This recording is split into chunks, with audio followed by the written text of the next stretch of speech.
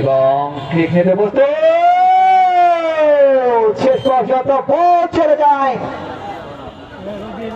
গোললাইনের বাইরে কর্নারকে ফুটবলের ভাষায় বলা হয় আফসান। দেখা যাক গোলে করতে পারেন কিনা, সেদিকেই চোখ ফুটবল প্রেমী দর্শকদের।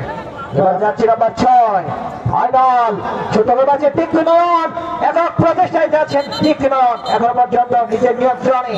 রেফারি সিদ্ধান্ত চূড়ান্ত, রেফারি সিদ্ধান্ত চূড়ান্ত বলে মনে হলো। প্লেস বিশৃঙ্খলা করার চেষ্টা করবেন না। আয়োজক কমিটির পক্ষ থেকে বারবার ঘোষণা করা হচ্ছে উভয় দলের টিম ম্যানেজমেন্ট এবং খেলোয়াড় ভাইদেরকে বারবার দৃষ্টি আকর্ষণ করা হচ্ছে খেলা চলাকালীন খেলায় কোনো বিশৃঙ্খলা সৃষ্টি করবেন না।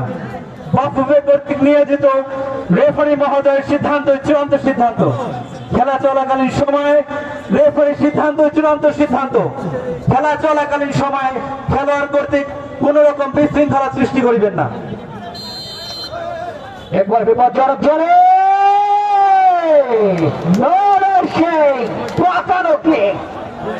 কিন্তু বল চলে যায় 3-4টির উপর গোললাইনের বাইরে। সত্যি নান্দনিক ছান্দনিক পারফর্ম কি নেই এই ম্যাচে, যেন মহাকাব্য।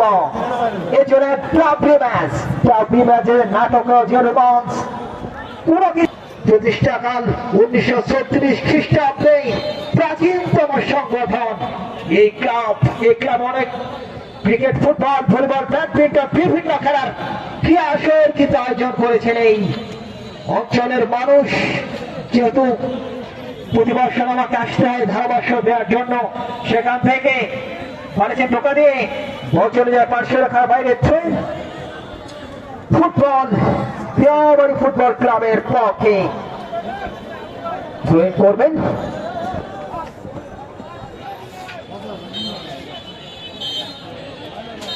সে সাথে লম্বা বাঁশি অর্থাৎ খেলায় জয়লাভ করেন